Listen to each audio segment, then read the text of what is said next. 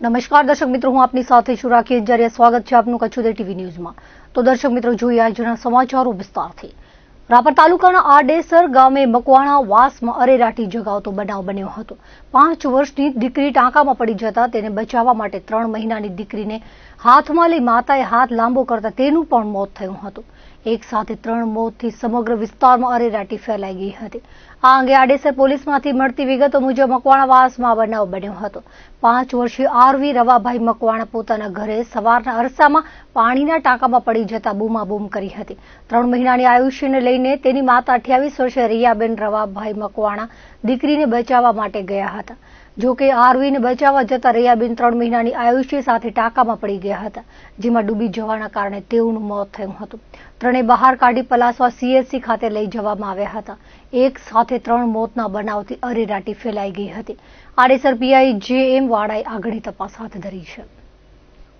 જિલ્લામાં ફૂલ ગુલાબી ઠંડી વચ્ચે હાલમાં વહેલી સવારે નાગરિકો મોર્નિંગ વોક માટે નીકળતા હોય છે, પરંતુ આજે સવારે મુન્દ્રામાં મોર્નિંગ વોક માટે નીકળેલા મહિલાને શાકભાજીના ટેમ્પોએ ટક્કર મારતા ગંભીર ઇજાઓના કારણે મોત થયું હતું, જ્યારે તેમની સાથે વોકિંગમાં રહેલા અન્ય એક મહિલાને ઈજા થતા સારવાર માટે ગાંધીધામ લઈ જવામાં આવ્યા હતા। આ બનાવના પગલે મુન્દ્રા શહેરમાં અરેરાટી ફેલાઈ ગઈ છે।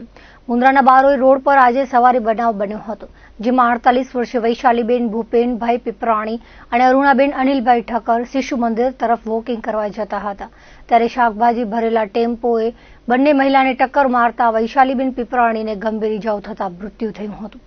તેમની સાથે વોકિંગ કરતા અરુણાબેન અનિલભાઈ ઠક્કરને ગંભીર ઇજાઓ થતા વધુ સારવાર માટે ગાંધીધામ રિફર કરાયા છે। બનાવની જાણ થતા મુન્દ્રા સિટી પોલીસના ઇન્ચાર્જ કુલદીપસિંહ જાડેજા સહિતના પોલીસ કર્મચારીઓ બનાવ સ્થળે દોડી ગયા હતા અને ટેમ્પા ચાલકને પકડવા ચક્રો ગતિમાન કરાયા છે। હતભાગી વૈશાલીબેન પીપરાણી મુન્દ્રા લોહાણા મહિલા મંડળના પ્રમુખ તરીકે સેવારત હતા। આ બનાવમાં ઇજાગ્રસ્ત અરુણાબેનના પતિના મોતને હજુ મહિનો પણ થયો નથી। હાલ તેઓ સારવાર તળે હોસ્પિટલમાં દાખલ છે। બનાવને પગલે પરિવારજનો સાથે મુન્દ્રા લોહાણા મહાજનના પ્રમુખ કિશોર ચોથાણી, મહામંત્રી અમૂલ ચોથાણી, હરેશ ઠક્કર, દયારામ ચોથાણી, ચેતન ચોથાણી, રાજુ ચોથાણી, જયેશ ઠક્કર સહિત મહાજનના આગેવાનો અને મુન્દ્રા શહેર ભાજપના પૂર્વ પ્રમુખ પ્રણવ જોશી સહિત હોસ્પિટલમાં પહોંચ્યા હતા। ઉલ્લેખનીય છે કે મુન્દ્રા તાલુકામાં અકસ્માતો ગ્રાફ વધી રહ્યો છે।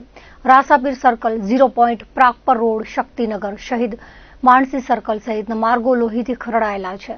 અહીં અવારનવાર નાના મોટા અકસ્માતો થાય છે, છતાં કોઈ પગલાં ભરવામાં આવતા નથી।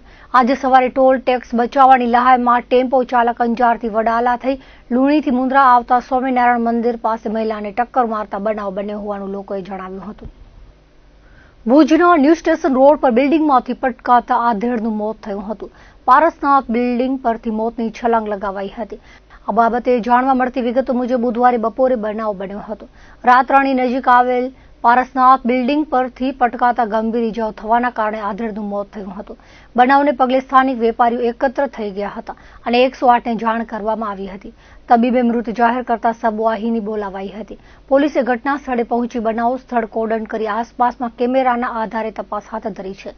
સૂત્રોના જણાવ્યા પ્રમાણે હતભાગી 44 વર્ષીય વિમલભાઈ વસંતરાય પંડ્યા મૂળ નારાયણપરના રહેવાસી છે।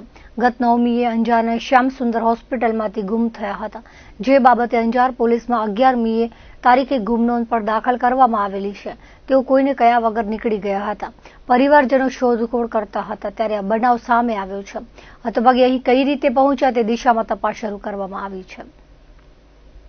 ભુજ તાલુકાના રુદ્રમાતા જાગીરની હોસ્ટેલમાં રહી ધોરણ 10માં અભ્યાસ કરતા 15 વર્ષીય કિશોરનું કેનાલમાં ડૂબી જવાના કારણે મોત થતા અરેરાટી ફેલાઈ ગઈ હતી।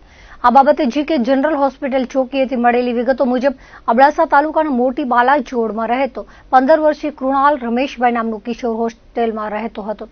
ગઈકાલે બપોરે તે કેનાલમાં નહાવા અને કપડાં ધોવા ગયો હતો, ત્યારે કેનાલના પાણીમાં ડૂબી જવાના કારણે મોત થયું હતું। તેને બહાર કાઢી હોસ્પિટલમાં લઈ જવામાં આવ્યો હતો, જ્યાં ફરજ પરના તબીબે મૃત જાહેર કર્યો હતો। હતભાગી કિશોર છેલ્લા 2 વર્ષથી હોસ્ટેલમાં રહી અભ્યાસ કરતો હતો। માધાપર પોલીસે બનાવ બાબતે અકસ્માત મોતનો ગુનો દાખલ કરી તપાસ હાથ ધરી છે। બનાવની જાણ થતાં કિશોરના પરિવારજનો હોસ્પિટલમાં પહોંચી આવ્યા હતા। તેમણે આક્ષેપ કરતા જણાવ્યું હતું કે અમારો દીકરો હોસ્ટેલમાં રહી અભ્યાસ કરતો હતો। બનાવ કઈ રીતે બન્યો તે બાબતે અમને ગોળ જવાબ આપવામાં આવે છે, સત્ય હકીકત જણાવવામાં આવતી નથી। હોસ્ટેલના ગૃહપતિ દ્વારા પણ માહિતી આપવામાં આવતી નથી તેમ જણાવી આ બનાવમાં સત્ય સામે લાવવામાં આવે તેમ ભોગગ્રસ્તના પરિવારજનોએ જણાવ્યું હતું। દરમિયાન સ્થાનિકે ચર્ચાતી માહિતી પ્રમાણે 3 જેટલા કિશોર નાહવા ગયા હતા, જેમાં કિશોર તણાવા લાગતા અન્ય 2 જણા તાત્કાલિક બાજુમાં આવેલી હોસ્ટેલમાં જાણ કરવા ગયા. એ દરમિયાન પાણીનો પ્રવાહ વધારે હોવાથી કિશોર ખેંચાઈ ગયો. તેને બચાવવાના પ્રયાસો કરવા છતાં સફળતા મળી ન હતી. કેનાલમાં પાણીનો પ્રવાહ પણ બંધ કરી દેવામાં આવ્યો હતો. આવી ઘટના બીજી વાર ન બને તે માટે તકેદારી રાખવામાં આવે તે જરૂરી બની રહી છે. આયો લાશ આવી, લાશ ગઈ ડાયરેક્ટ કે અમે તેડી જશું. પછી એના મોટા બાપા ને બીજો અમારો જમાઈ 2 જણા ગયા. મને તો અંદર જવા ન હતી. મને કે બેન 2 જણા હતા કે નાવા ગયા હતા. ઈ પછી કે 5 જણા હતા. પછી કે અમે બધા ભેગા ગયા હતા. અમે એ બધા ભેગા ગયા હોય તો અમારા છોકરાનું બચાવ ન થઈ જાય. સર અમને ડાયરેક્ટ લાશ આપી દીધી. એ લોકોએ એમ કીધું છે કેનાલમાં 2-3 વાતો કરે છે. એક વાતો નહીં, કોઈ કહે છે 2-3 જણા ભેગા ગયા હતા, કોઈ કહે છે અમે બધા ગ્રુપમાં ગયા હતા, કોઈ કહે છે એકલો હાલે ગયો હતો. લાશ ડાયરેક્ટ આપીને અમે કઈ ગૃહપતિ ગાયબ થઈ ગયો છે, આવતો જ નથી સામે અમને કહેવા માટે કોઈ આ બનાવ છે. એની ફરજ છે, ફરજ પૂરી નથી કરતો કોઈ માણસ. એ રુદ્ર માતા જાગીર હોસ્ટેલ છે, ત્યાં એ બનાવ બન્યો છે. એ મારા કાકાનો છોકરો છે. અમારી માંગ છે સર ફૂલ તપાસ થવી જોઈએ ને. પહેલે તો સર ગૃહપતિ અમને પોતે કહે ને, બીજા તો આવીને કહે છે કે ભાઈ આ થયું છે. ગૃહપતિ પોતે હાજર હતો એને કેવું જોઈએ ને ભાઈ આમ થયું છે. એની ફરજ છે, ફરજ નથી નિભાવતો, આવતો જ નથી સામે અમારે. હમણાં 9મી આખી પૂરી કરી હતી ને, હમણાં 10મી ભણતો હતો. દિવાળીની વેકેશન પછી આજે 3 દિવસ પહેલા પણ ગયો હતો ને, ત્યારે અમારા છોકરા મૂકવા ગયા હતા. એને ત્યારે મારા ફૂઈના છોકરાને મૂકવા ગયો, ત્યારે ગૃહપતિ હાજર નતો. એને ફોન કરવો પડે ભાઈ અમે છોકરાને મૂકી જઈએ છીએ. મારો મામાનો દીકરો છે, એ હોસ્ટેલમાં રહે છે. હું જાગીર રુદ્રમાતા. હું બપોરે 2 વાગ્યાનો આડાગાળામાં એ ક્યાંક નાવા ગયો હશે કે શું હશે. એ બાપુને કે એના ગૃહપતિને જે પણ થયું છે એ બધી અમારાથી વાત કઈ કરતા નથી ને. આવું બનાવ બની ગયો છે. ડાયરેક્ટ લાશ આપીને જનરલ આવી ગયા છે અહીંયા હોસ્પિટલે. એટલે અમને ફોન કર્યા છે કે હવે આવી રીતે વસ્તુ થઈ ગઈ છે. અમને કઈ કીધું જ નથી ભાઈએ કે આ વસ્તુ થઈ છે, આ નથી થઈ. હવે બાપુ એ છે એ પણ 2-3 વાતો કરે છે. પેલા અમને એમ કીધું કે અમે બધા ભેગા હતા ને પછી કીધું ગૃહપતિ ભેગા હતા ને. હવે અહીંયા આવીને એમ વાત કરે છે કે એક જ છોકરો ગયો તો ને લપસી ગયો. હવે આ લપસી જાય તો છોકરાને કપડા કોને ઉતારે? આ વસ્તુ કેમ થઈ જાય?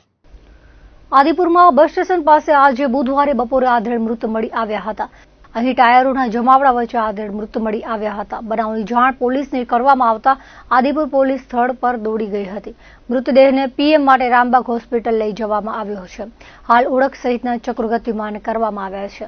પીએમ રિપોર્ટના આધારે મોતનું કારણ જાણવા મળશે. હાલમાં તપાસ શરૂ કરવામાં આવી છે. નખત્રાણા તાલુકાના ઉગેડી રતડિયા ફાટક પાસે રાત્રે ગંભીર અકસ્માત થયો હતો, જેમાં દંપતીનું મોત થયું હતું. મળતી વિગતો મુજબ માતાના મઢમાં રહેતા 22 વર્ષીય આરતીબા વિશાલસિંહ સોઢા અને તેમના પતિ 25 વર્ષીય વિશાલસિંહ રતનસિંહ સોઢા ઇકો કાર લઈને ઘરે જતા હતા, ત્યારે સામેથી આવતી ટ્રક સાથે અકસ્માત સર્જાયો હતો. બનાવની જાણ થતાં નખત્રાણા પોલીસ ઘટના સ્થળે પહોંચી હતી.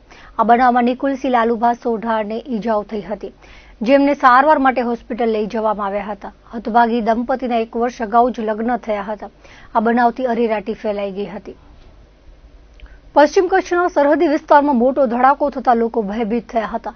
નાની અને મોટી અરણ, દિણોદર, ઝાલુ, સુખપર, વિરાણી જતા વિરાજ સહિતના પાવરપટ્ટીના અનેક ગામડાઓમાં ધરા ધ્રુજી હતી અને ધડાકો સંભળાતા લોકો ઘરની બહાર દોડી આવ્યા હતા.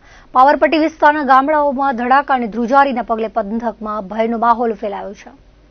સામખિયાળી પોલીસ દ્વારા વર્ષ 2024-25 દ્વારા અલગ અલગ 28 ગુનામાં કબજે કરવામાં આવેલ દારૂનો નાશ કરવામાં આવ્યો હતો. અદાલતમાંથી હુકમ મેળવી આ કાર્યવાહી કરવામાં આવી હતી. એસપી સાગર વાઘમાર અને ડીવાયએસપી સાગર સાંભળા દ્વારા સૂચના આપવામાં આવી છે, જે અંતર્ગત સામખિયાળી પોલીસ દ્વારા વિદેશી દારૂનો નાશ કરવા માટે અદાલતમાંથી હુકમ મેળવવામાં આવ્યો હતો. ગણેશ ટીમ્બી પાસે દારૂનો નાશ કરાયો હતો, જેમાં દારૂની 6,783 બોટલ, બિયરના 26,067 ટીન તેમજ દારૂના 14,720 ક્વાટરિયા મળીને કુલ 47,570ના મુદ્દામાલનો નાશ કરવામાં આવ્યો હતો, જેની કિંમત 1,66,01,350 આંકવામાં આવી છે. પ્રાંત અધિકારી સામખિયાળી પીઆઈ, નશાબંધી વિભાગના પીએસઆઈ સહિતના હાજર રહ્યા હતા.